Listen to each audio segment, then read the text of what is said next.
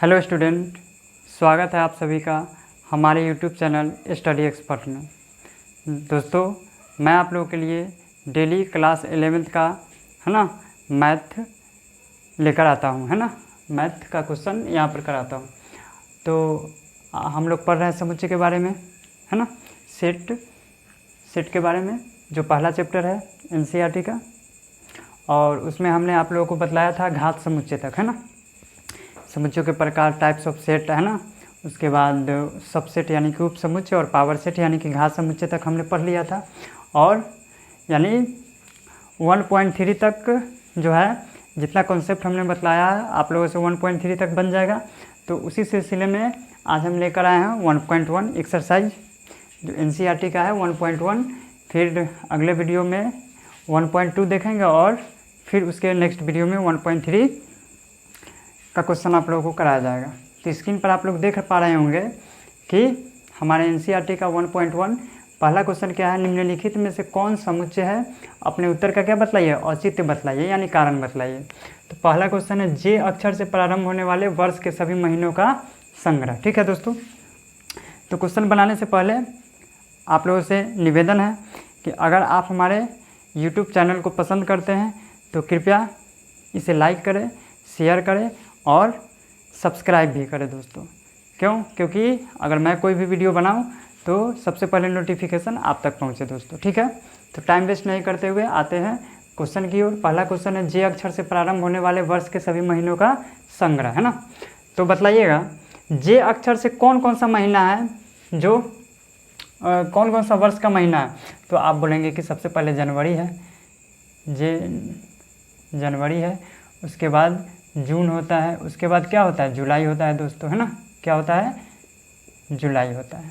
इसके बाद तो और कोई होता नहीं है।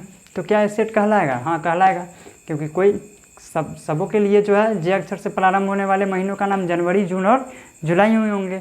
तो यह क्या है, यहाँ पर हम लोग लिख देंगे कि यह जो है सुपरिभाषित है, इसलिए यह क्या कहलाएगा, समुच्चय कहलाएगा। ठीक है दोस्तों, अगले क्वेश्चन की ओर आते हैं। भारत के 10 सबसे अधिक प्रतिभाशाली लेखकों का संग्रह, है ना।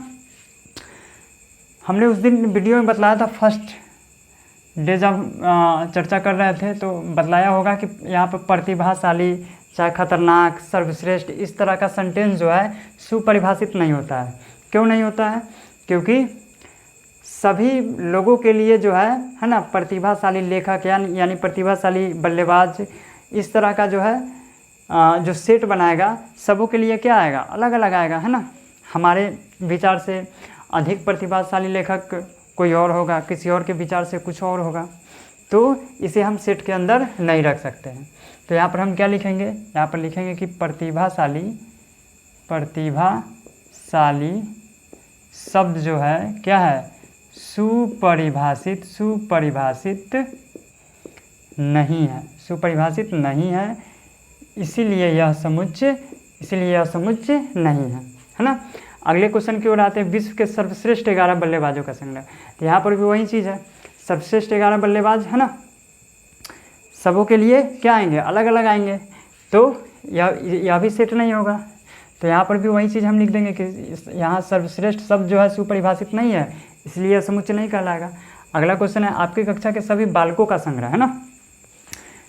तो आपकी कक्षा के सभी बालक, है ना, बालकों का जब संग्रह बनाया जाए तो क्या आएंगे, जो भी आपके क्लास में जो है स्टूडेंट होंगे, 10, 20, 50, 100 जो भी होंगे, है ना, उनका संग्रह निश्चित होगा, है ना। कोई भी उसका सेट बनाएगा तो वही बालक आएंगे जो आपके विद्यालय में पढ़ते हैं। तो यहाँ पर क्या है, हमारे कक्षा के बालकों का संग्रह सुपरिभाषित है, इसलिए यह क्या होगा, समुच्चय होगा। लिख सकते हैं आप लोग। अगले क्वेश्चन की ओर आते हैं। 100 से कम सभी प्राकृत संख्याओं का संग्रह। तो 100 से कम सभी प्राकृत संख्या, तो 100 से कम का जो प्राकृत संख्या होता है 99 होता है। और प्राकृत संख्या कहाँ से स्टार्ट होती है, 1 से। तो 1, 2, 3 कहाँ तक जाएगा, 99 तक, यानी 99 तक। मतलब 1 से प्रारंभ होते होते कहाँ तक, 99 तक, क्योंकि 100 से कम है। ठीक, तो बतलाइए यह समुच्चय होगा कि नहीं होगा, होगा, है ना। तो यहाँ पर हम लिख देंगे यह सुपरिभाषित है, ठीक, इसलिए यह समुच्चय होगा। अगला क्वेश्चन है लेखक प्रेमचंद द्वारा लिखित उपन्यासों का संग्रह, है ना। लेखक प्रेमचंद्र है, उन्होंने जितने भी उपन्यास लिखे होंगे सब निश्चित होंगे, है ना। जो जितने भी उपन्यास लिखे होंगे कोई भी अगर उस उपन्यास का संग्रह बनाएगा तो क्या बनाएगा, वही चीज़ बनाएगा जो मुंशी प्रेमचंद ने लिख कर गया होगा। तो यहाँ भी जो है यह क्या है, उपन्यासों का संग्रह, सबों के लिए सेम आएंगे। तो यह लेखक प्रेमचंद द्वारा लिखित उपन्यासों का संग्रह क्या कहलाएगा, हमारा सेट कहलाएगा। क्यों, क्योंकि यह सुपरिभाषित है। अगला क्वेश्चन पर आते हैं, सभी समपूर्णांकों का संग्रह। तो समपूर्णांक कौन कौन होते हैं, समपूर्णांक 2, 4, 6 है ना, इस तरह से अनंत की ओर जाती है। क्योंकि यहाँ सभी सम धन पूर्णांक नहीं कहा है, तो निगेटिव नंबर भी आएंगे, है ना, -2, -4, -6 इस तरह से अनंत तक जाएगी, है ना। तो यह क्या है, यह संग्रह जो है सुपरिभाषित है, ठीक। तो इसलिए यह भी क्या कहलाएगा, समुच्चय कहलाएगा। अगले क्वेश्चन की ओर आते हैं, इस अध्याय में आने वाले प्रश्नों का संग्रह। हमारे इस एक्सरसाइज में जो है आने वाले प्रश्नों का संग्रह क्या होगा, सबों के लिए सेम होगा, है ना। ऐसा थोड़ी है कि हमारा जो क्वेश्चन ये वाला है आपके लिए एक क्वेश्चन है और किसी और के लिए यही क्वेश्चन दूसरा बदल जाएगा, ऐसा तो है नहीं, है ना। तो यह भी क्या होगा, सुपरिभाषित होगा, ठीक। अगला क्वेश्चन है, विश्व के सबसे अधिक खतरनाक जानवरों का संग्रह। यहाँ पर वही चीज़ ऊपर वाले जैसा, खतरनाक शब्द जो क्या है, सुपरिभाषित नहीं है। सबको जो है, सबका खतरनाक जानवर जो है अलग अलग हो सकता है। अगले क्वेश्चन की ओर आते हैं, तो ये जो है 1 का पूरा खत्म हुआ। आगे 2 नंबर में क्या लिखा हुआ है, मान लीजिए कि सेट ए में 1 से लेकर 6 तक एलिमेंट है, रिक्त स्थानों में हमको इस दोनों प्रतीक लिखना है। आप लोग जानते होंगे यह जो है संकेत, है ना। किसी भी सेट में जो है कोई किसका एलिमेंट होगा या नहीं होगा, है ना, उसका प्रतीक है। जैसे 5 ... मतलब 5 जो है ए से बिलोंग करता है कि नहीं, यानी 5 जो है ए का अवयव है कि नहीं।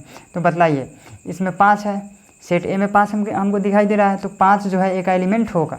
तो 5 जब ए का एलिमेंट है तो इसको किस तरह के साइन से लिखेंगे, ऐसे लिखेंगे। 8 जो है ए का एलिमेंट है कि नहीं, तो क्या सेट ए में 8 दिखाई दे रहा है, नहीं दे रहा है। तो 8 जो है ए से बिलोंग नहीं करता है, तो इसको क्या करेंगे, काट देंगे। 0 भी ए से बिलोंग नहीं करता है क्योंकि सेट में 0 नहीं है। 4 भी 4 करता है ना, 4 इसमें है, तो इस तरह से लिखेंगे। यानी 4 ए का एलिमेंट है, 4 ए का अवयव है, या इसको ऐसे ही बोलेंगे 4 बिलोंग करता है ए से। क्या 2 बिलोंग करता है ए से, करता है, क्योंकि 2 इसमें है। 10 क्या सेट ए में है, सेट ए में 10 शामिल नहीं है, तो इसको क्या करेंगे, काट देंगे। ठीक है दोस्तों, ठीक। अब अगले क्वेश्चन की ओर आते हैं, निम्नलिखित समुच्चयों को रोस्टर रूप में लिखना है, समुच्चय निर्माण रूप में दिया हुआ है। पहला क्वेश्चन है, एक सच दैट x एक पूर्णांक है और मेरा पूर्णांक है -3 से बड़ा है और 7 से क्या है, छोटा है। तो -3 से जो बड़ा पूर्णांक होता है -2 होता है, फिर -1, फिर 0, 1, 2, 3, 4, 5, 6। क्या 7 आएगा, इसमें नहीं। क्यों, क्योंकि जो मेरा पूर्णांक है 7 से क्या है, छोटा है। -3 से बड़ा है और 7 से छोटा है, ठीक है। तो पूर्णांक होता है परफेक्ट नंबर, इसमें पॉइंट वाले नंबर तो आएंगे नहीं, ठीक। अगला क्वेश्चन है, एक सच दैट एक संख्या 6 से कम एक प्राकृत संख्या है। तो 6 से कम जो प्राकृत संख्या है वह क्या होता है दोस्तों, 1, 2, 3, 4, 5। यहाँ पर सेट ए बराबर लिख दीजिएगा। सी नंबर में क्या है, सी एक सच दैट एक्स 2 अंकों की ऐसी प्राकृत संख्या है जिसके अंकों का योगफल कितना होना चाहिए, 8 होना चाहिए। तो 2 अंकों की ऐसी प्राकृत संख्या, मतलब मेरा एक्स का मान जो है 2 अंकों की संख्या होनी चाहिए। तो 2 अंकों की संख्या 10 से लेकर कहाँ तक होता है, 99 तक होता है, ठीक। लेकिन क्या 10 से लेकर 99 तक सभी नंबर आ जाएंगे, नहीं। यहाँ पे कंडीशन दे दिया है कि जिसके अंकों का योगफल क्या होना चाहिए, 8 होना चाहिए। अब बतलाइए, यहाँ पर अंकों का योगफल कितना है, 1 है। अगर 11 लिखे तो अंकों का योगफल कितना है, 1, 1, 2 है। 12 लिखेंगे तो अंकों का योगफल कितना है, 1, 2, 3 है, ठीक। तो ऐसा नंबर हमको चुनना है जिसके अंकों का योगफल कितना हो जाए, 8 आ जाए दोस्तों। तो बतलाइए, सबसे पहले एक 10 से लेके 19 तक में, फिर 20 से लेके 29 तक में, फिर 30 से लेके 39 तक में, इसी तरह से आगे हम देखेंगे, ठीक। 10 से लेके 19 तक में कौन सा नंबर होगा जिसके अंकों का योगफल 8 आ जाए। तो बतलाइए, इसका तो पहला लेटर 1 होगा, पहला लेटर 1 है, और यहाँ पर 1 में क्या जोड़ेंगे कि 8 आ जाए, तो 7 जोड़ेंगे, तो क्या आ जाएगा, 1, 7, यानी 17 आ जाएगा, है ना। देखिए अंकों का योगफल कितना आ गया, 1 और 7, 8 आ गया, ठीक। और 2 अंकों की भी संख्या है और अंकों का योगफल कितना है, 17 है, और कोई नंबर तो आएगा नहीं। अब उसी तरह से आगे हम देखेंगे 20 से 29 तक में कौन सा नंबर आएगा, पहला पर तो 2 आ गया, फिर 2 में कितना जोड़े कि 8 आ जाए, तो 6 जोड़ेंगे 26 हो गया। देखिए 2 6 8, फिर 3 5 5 3 8 हो गया। उसके बाद 4 में 4 जोड़ेंगे तो 8 आ जाएगा। फिर 5 53 वाला, मतलब 50 से लेकर 59 तक में 5 3 हो जाएगा, क्योंकि 5 3 8 होता है। फिर 6 2 8, फिर 7 और 1 8, फिर 8 0 8 है ना, 8 में 0 जोड़ेंगे तो 8 ही होगा। फिर क्या 90 से 99 तक में कोई नंबर होगा क्या? नहीं होगा। क्यों? क्योंकि पहला लेटर ही जो है 8 से बड़ा है ना। तो इस सेट में जो है यहाँ तक का एलिमेंट आएगा दोस्तों। ठीक है, सेट सी था, सी बराबर। अगला क्वेश्चन है डी बराबर x z x एक अभाज्य संख्या है जो क्या है? 60 का भाजक है। 60 का भाजक है लेकिन अभाज्य संख्या होना चाहिए। तो 60 का भाजक होता कौन कौन नंबर है? पहले आप ये देखिए, 1 होता है, 2 होता है, 3 4 5, मतलब 60 को विभाजित करने वाली नंबर है ना। 6 भी विभाजित कर देगा, उसके बाद 10 करेगा, 12, उसके बाद 15 20 30 और 60, इतने नंबर जो है 60 को विभाजित कर देगा। तो क्या इतने नंबर हो जाएंगे हमारे सेट के अंदर? नहीं। क्यों? क्योंकि क्वेश्चन में कह रहा है कि मेरा जो x है एक अभाज्य संख्या होना चाहिए और 60 का भाजक 60 को विभाजित करने वाला भी होना चाहिए। तो इस पूरे में से जो अभाज्य संख्या है वही मेरा आंसर होगा। तो अभाज्य संख्या कौन है? 2 है, 3 है और एक 5 है, 4 तो नहीं है, और इधर जो भी है सब भाज्य संख्या है। तो कौन कौन इसके अंदर आ जाएगा? 1 भी नहीं है, क्योंकि 1 जो है अभाज्य संख्या नहीं होता है। ठीक, तो इसके अंदर कौन कौन से एलिमेंट आ जाएंगे? 2 3 और 5 आ जाएंगे दोस्तों। सेट डी में जो है 2 3 5 आ जाएंगे, अभाज्य संख्या भी है और 60 का भाजक भी है। अगले क्वेश्चन की ओर आते हैं। क्वेश्चन है ई बराबर ट्रिगोनोमेट्री शब्द के क्या है? सभी अक्षरों का समूह है। तो ई का जब सेट बनाएंगे, इसको सेट के अंदर रखेंगे तो कैसे लिखेंगे? टी उस दिन बतलाया होगा। आर सेट के अंदर जो है किसी भी एलिमेंट का रिपीट नहीं करते हैं। आई, फिर जी, फिर ओ, फिर एन, फिर ओ आएगा क्या? नहीं आएगा। क्यों? क्योंकि ओ पहले ही आ चुका है। एम अभी तक नहीं आया है तो एम आ जाएगा। फिर ई भी नहीं आया तो ई भी आ जाएगा। फिर टी आ गया है शुरू में, है ना। फिर आर भी आ गया है, वाई नहीं आया तो वाई आ जाएगा। समझ गए होंगे दोस्तों। उसी तरह से यहाँ पर एफ बराबर क्या हो जाएगा? बी हो जाएगा, ई हो जाएगा, टी हो जाएगा। चूँकि टी 2 बार एक बार लिखेंगे, ई तो पहले ही आ गया है तो क्या आ जाएगा? अब आर आ जाएगा। हो गया, क्वेश्चन नंबर 3 समाप्त हो गया। अगला क्वेश्चन की ओर आते हैं। क्वेश्चन नंबर 4 कह रहा है निम्नलिखित समुच्चयों को समुच्चय निर्माण रूप में व्यक्त कीजिए, है ना। यानी यह रोस्टर रूप में दिया हुआ है, इसको समुच्चय निर्माण रूप में लिखना है। तो देखिए पहले क्वेश्चन को ध्यान से देखिएगा, क्या लिखा हुआ है? 3 6 9 12। क्या ये 3 का टेबल है? 3 का 3, 3 दूनी 6, 3 3 9, 3 चौका 12। अब यह 3 का टेबल तो है, लेकिन कहाँ तक है? 12 तक है, और यह प्राकृत संख्या भी है। ठीक, लेकिन इसको लिखेंगे कैसे समुच्चय निर्माण रूप में? से देखिएगा, इसको लिखेंगे एक्स सच दैट एक्स, है ना, x such that x natural number है। तो यहाँ पर ऐसे लिख दे, या ऐसे भी लिख सकते हैं, एक्स सच दैट एक्स एक प्राकृत संख्या है ना। भाषा में अगर लिखना चाहे कॉमा देंगे, उसके बाद जो लिखेंगे एक्स जो है मेरा नेचुरल नंबर तो हो गया, लेकिन जो एक्स जो है 3 का गुणज है। एक्स किसका गुणज है? एक्स 3 का गुणज है। किसका गुणज है? 3 का गुणज है। लेकिन 3 का गुणज तो अनंत सारी होती है। 3 के गुणज में तो 15 भी आएंगे, 18 भी आएंगे, 21 भी आएंगे, तो वो सब नंबर है क्या? नहीं है। तो 3 का गुणज तो है, लेकिन कहाँ से कहाँ तक है? 3 से लेके 12 तक है। मतलब मेरा जो x का मान है वह 3 का गुणज है, लेकिन 1 से बड़ा है x, और किससे छोटा है? 3 का गुणज 12 तक है। तो 12 के बाद अगला गुणज 15 होता है, तो 15 से छोटा है। ठीक है दोस्तों, मतलब यहाँ पर x का मान जो है 1 से बड़ा है और 15 से छोटा है। तो 1 से बड़ा तो आप लोग कहेंगे सर 2 भी आता है, 3 भी आता है, 4 भी आता है, इस तरह का। तो दो तो इसमें नहीं है, तो यहाँ पर भी 2 नहीं है। ध्यान से देखिए, यहाँ पर हमने क्या लिखा है? x जो है नेचुरल नंबर तो है, लेकिन नेचुरल नंबर है, लेकिन x जो है 3 का गुणज होना चाहिए। अब बताइए 2 जो है 3 का गुणज है क्या? नहीं है। 3 का गुणज कौन कौन आएगा? 1 से लेकर 15 तक में 3 का गुणज कौन कौन आएगा? 1 से बड़ा और 15 से छोटा। तो आप कहेंगे कि पहला 3 आएगा, उसके बाद 6 आएगा, फिर 9 आएगा, फिर 12 आएगा। ठीक है दोस्तों, आप लोग समझ गए होंगे। अब आते हैं अगले क्वेश्चन की ओर। अगला क्वेश्चन है 2, 4, 8, 16, 32, है ना। देखिए यहाँ पर क्या यह 2 के पावर के रूप में है? देखिए यहाँ 2 का पावर 1 है, फिर यहाँ 2 का पावर 2 है, फिर 2 का पावर 3, 2 का पावर 4 और 2 का पावर 5। तो यह किस रूप का है? इसको समुच्चय निर्माण रूप में कैसे लिखेंगे? यहाँ पर लिखेंगे x सच दैट x जो है किसके बराबर है? 2 के पावर n के रूप का है। जो मेरा x जो है 2 के पावर n के रूप का है, यानी यह 2 के पावर 1 हो गया, 2 के पावर 2 हो गया, 2 के पावर 3 हो गया, ठीक। तो 2 के पावर n के रूप का है, लेकिन 2 के पावर n का रूप तो बहुत अनंत तक जाता है। यह कहाँ है? फिक्स है, 2 के पावर 5 तक ही है। देखिए 2 के पावर 5 करेंगे तो कितना आएगा? 32 आएगा। तो x जो है 2 के पावर n का रूप का तो है, लेकिन n का मान जो है, n जो है मेरा क्या है? एक नेचुरल नंबर है।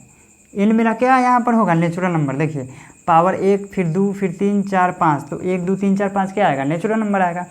n जो है नेचुरल नंबर है, लेकिन n जो है या ऊपर वाला जो n जो है कहाँ तक होगा? 1 से लेके 5 तक होगा। तो यहाँ पर हम इसको दर्शा देंगे कि n का मान जो है, n का मान जो है 5 तक है। कहाँ तक है? 5 तक।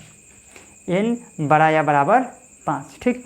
मतलब n का मान जो है 5, n जो है छोटा है या बराबर है किससे? 5 से। तो इसको ऐसे भी लिख सकते हैं। क्यों? क्योंकि n का मान जो है 5 से छोटा करेंगे तो कौन कौन आएगा? क्योंकि नेचुरल नंबर है तो 1, 2, 3, 4 आएगा, क्योंकि 5 भी इसमें आएगा। क्यों? क्योंकि बराबर का साइन लगा है। या इसको आप ऐसे लिखें, चाहे इसको आप इस तरह से भी दर्शा सकते हैं। कैसे? n बराबर पूरा एलिमेंट लिख दीजिए, 1, 2, 3, 4, 5 तक है। आया समझ में? n का मान कहाँ तक है? 1, 2, 3, 4, 5 तक, 2 के पावर 5 तक, ठीक। अगला क्वेश्चन है, सेम इसी तरह का क्वेश्चन है, आप लोग कर लीजिएगा। x सच दैट x जो है 2 के पावर n के रूप का है। n भी क्या है? यहाँ पर नेचुरल नंबर है, लेकिन यहाँ पर देखिए 5 का पावर 1, फिर 5 का पावर 2, 5 का पावर 3 और ये 5 का पावर कहाँ तक है? 4 तक है।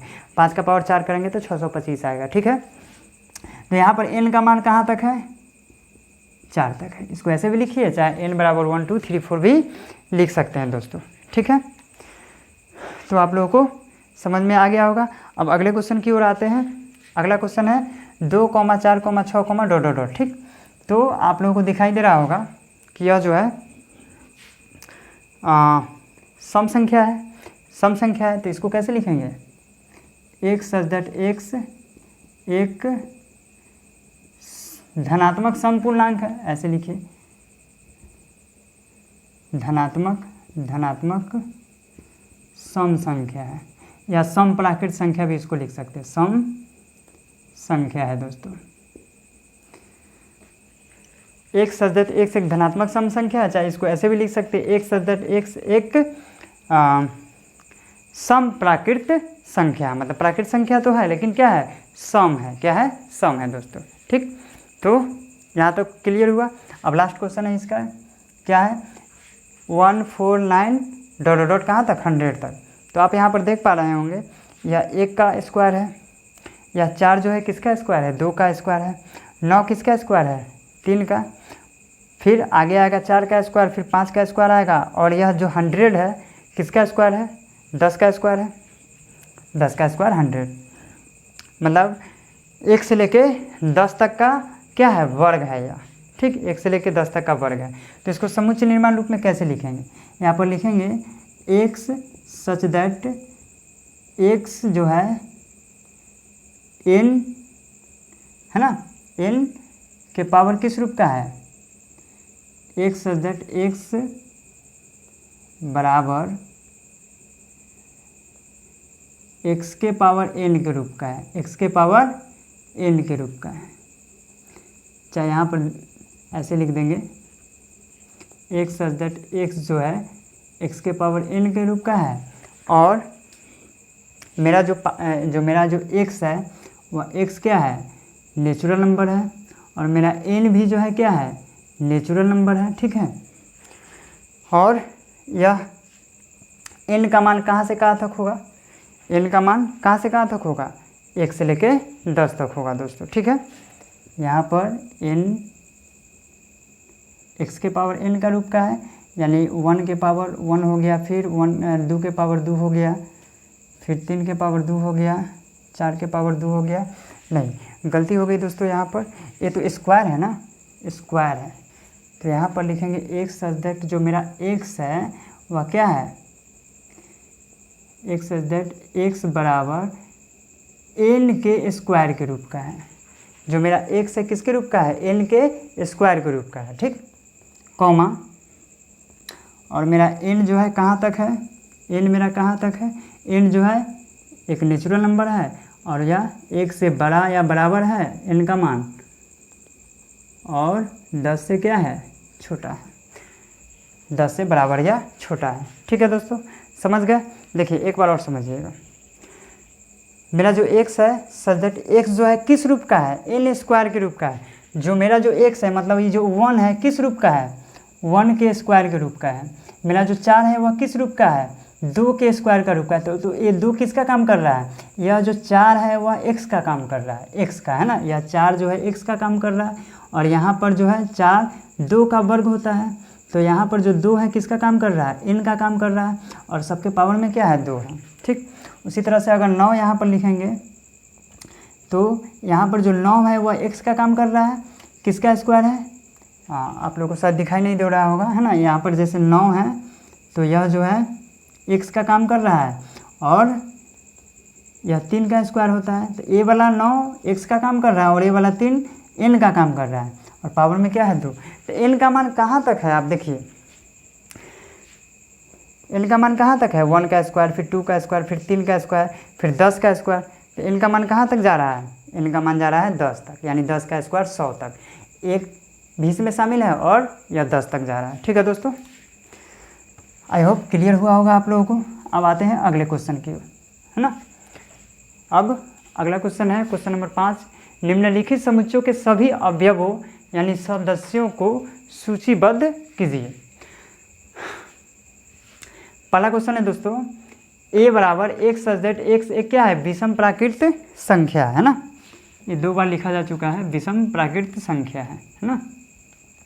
तो विषम प्राकृत संख्या कौन कौन होता है, इसको सूचीबद्ध यानी रोस्टर रूप में लिखना है ना। तो विषम प्राकृत संख्या 1 3 5 7, और यह कहाँ तक जा रही है, अनंत तक जा रही है। कंडीशन नहीं दिया है कि कहाँ तक है विषम प्राकृत संख्या, तो इस तरह से और नंबर अनंत तक जा रही है। अगला क्वेश्चन है b बराबर x सच दैट x एक पूर्णांक है, और यह पूर्णांक जो है -1/2 से बड़ा है और 9/2 से क्या है, छोटा है। सबसे पहले -1/2 कितना होता है, -0.5 होता है, और 9/2 कितना होता है, 4.5 होता है ना। -0.5 से बड़ा पूर्णांक कौन होता है, जैसे यहाँ पर देखिए, यहाँ पर 0 होगा, यहाँ पर -1 होगा, इधर 1 होगा, इधर 2 होगा, इस तरह से। तो -1 और 0 के बीच में ही तो आएगा 0.5 आएगा ना, तो और ये माइनस में आएगा, है ना। तो -0.5 से बड़ा पूर्णांक कौन हो गया, 0 हो गया। फिर 1 2 3 4 5 आएगा क्या, नहीं आएगा, क्यों, क्योंकि 4.5 से छोटा है मेरा x, यानी जो मेरा पूर्णांक है। तो 4.5 से छोटा पूर्णांक कौन होता है, 4 होता है। तो इसमें कौन कौन से एलिमेंट आ जाएंगे दोस्तों, इसमें आ जाएगा सेट b बराबर है क्या आ जाएगा, -1/2 से बड़ा पूर्णांक 0 हो जाएगा, फिर 1 आ जाएगा, 2 आ जाएगा, 3 आ जाएगा और 4 आ जाएगा दोस्तों। ठीक है, अब आते हैं अगले क्वेश्चन की ओर। क्वेश्चन नंबर c है, x सच दैट x एक पूर्णांक है और x स्क्वायर बराबर या x स्क्वायर का मान 4 से छोटा है या 4 के क्या है, बराबर है। तो बताइए किस किस नंबर का वर्ग करेंगे कि 4 के बराबर आ जाए या 4 से छोटा आ जाए दोस्तों। तो देखिए, अगर आप 2 का वर्ग करेंगे तो कितना आएगा, 4 आएगा। अगर आप 1 का वर्ग करेंगे तो कितना आएगा, 1 आएगा। 0 का वर्ग करेंगे तो कितना आएगा, 0 आएगा। तो देखिए क्वेश्चन में हमसे कह रहा है, और आगे देखिए, उसी तरह से अगर हम -2 का वर्ग करेंगे तो कितना आएगा, 4 आएगा, क्योंकि माइनस का स्क्वायर प्लस हो जाता है। फिर -1 का वर्ग करेंगे कितना आएगा, 1 आएगा, और 0 में तो माइनस लगता नहीं है। अच्छा, मान लेते हैं कि -3 का वर्ग करेंगे तो कितना आएगा, 9 आ जाएगा। ठीक, अब देखिएगा क्वेश्चन समझिएगा, x एक क्या है, पूर्णांक है, और जो मेरा पूर्णांक है उसका जो वर्ग है वह 4 के बराबर होना चाहिए या 4 से क्या होना चाहिए दोस्तों, छोटा होना चाहिए। ठीक है, 4 के बराबर या 4 से छोटा। तो 4 के बराबर या 4 से छोटा, तो देखिए अगर मेरा पूर्णांक 2 है तो 2 का वर्ग करने पर या 4 के बराबर आ गया, तो ये कंडीशन फॉलो कर रहा है। फिर एक पूर्णांक 1 लेते हैं तो 1 का वर्ग करने पर 1 आ गया, तो यह भी कंडीशन होगा। क्यों? क्योंकि यहाँ पर तो कह रहा है कि एक्स स्क्वायर का मान 4 या 4 से छोटा होना चाहिए। तो देखिए एक जो है 4 से छोटा है। फिर 0 का स्क्वायर करेंगे तो 0 4 से छोटा है, तो ये भी आ जाएगा। फिर निगेटिव नंबर, क्योंकि पूर्णांक तो मेरा निगेटिव भी होता है। अच्छा, इसके बाद इसमें 0 1 2 रखे हैं, 3 भी तो रख सकते थे। देखिए 3, तो 3 का स्क्वायर, 3 भी पूर्णांक है तो 3 का स्क्वायर कितना हो जाएगा? 9 हो जाएगा। तो क्या 9 इसके अंदर आएगा? नहीं आएगा। क्यों? क्योंकि यह 9 जो है 4 से बड़ा हो जा रहा है। हमारा क्वेश्चन क्या था कि एक्स स्क्वायर का वैल्यू 4 के बराबर या 4 से छोटा होना चाहिए। तो 3 का स्क्वायर नहीं आएगा, और जब 3 का स्क्वायर नहीं आएगा तो इसके आगे जितने भी नंबर हैं, 4 का स्क्वायर, 5 का स्क्वायर, वो सब भी नहीं आएगा, क्योंकि वो सब तो और बड़ा हो जाएगा। ठीक, तो लास्ट यहाँ तक जाएगा। अब माइनस वाला में देख लेते हैं। जैसे -2 का स्क्वायर कितना हो जाएगा? 4 हो जाएगा। फिर -1 का स्क्वायर 1 हो जाएगा। तो ये दोनों आ जाएंगे। क्यों? क्योंकि यह 4 के बराबर भी है और एक्स स्क्वायर का मान 4 से छोटा है, तो ये भी आएगा। क्या -3 का स्क्वायर इसके अंदर आएगा? तो -3 का स्क्वायर 9 होगा। तो 9 चूँकि 4 से बड़ा हो जाएगा, हमारा कंडीशन था कि 4 से छोटा होना चाहिए, तो इसमें ये चीज़ नहीं आएंगे। तो क्या क्या आएंगे? इसमें x का मान क्या क्या आएगा? -2 आएगा, -1 आएगा, -3 तो आएगा नहीं, फिर 0 आएगा, फिर 1 आएगा, फिर क्या आएगा? 2 आएगा। ठीक,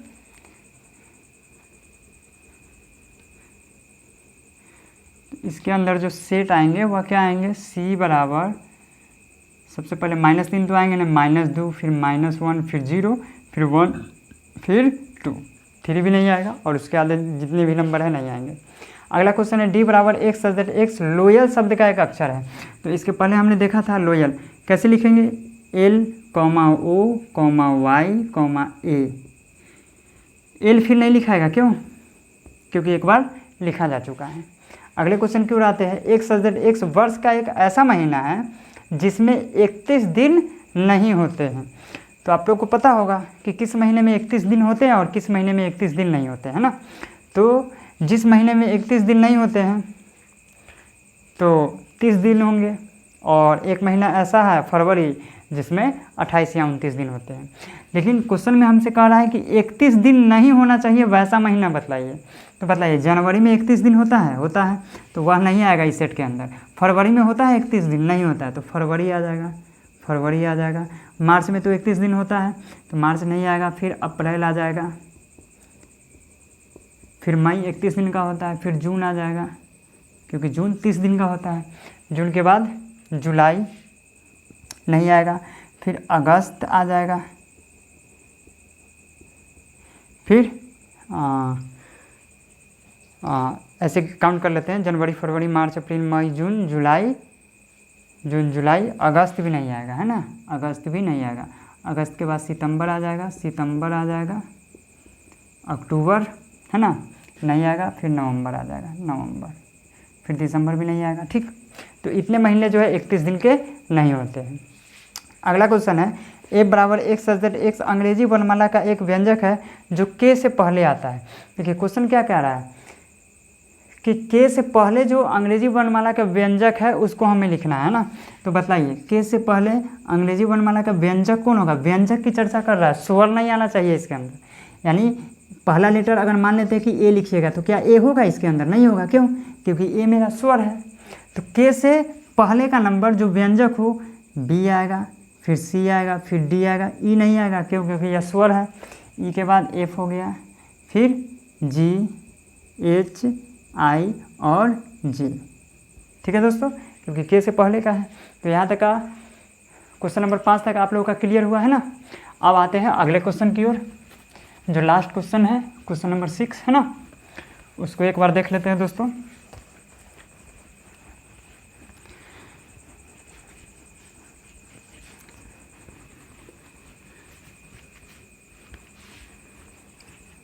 आप लोग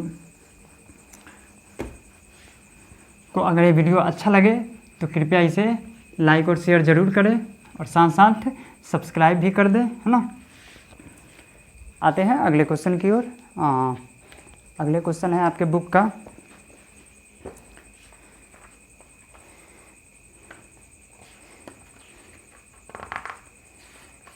क्वेश्चन है बाईं ओर रोस्टर रूप में लिखित और दाईं ओर समुच्चय निर्माण रूप में वर्णित समुच्चयों का सही मिलान कीजिए, है ना। पहला क्वेश्चन है 1 2 3 6, पहला है क्या है 1 2 3 6, दूसरा नंबर में है, दूसरा नंबर क्या है 2 3 है 2 3, तीसरा नंबर है MATHE, इसको सेट के अंदर बंद है, MATHE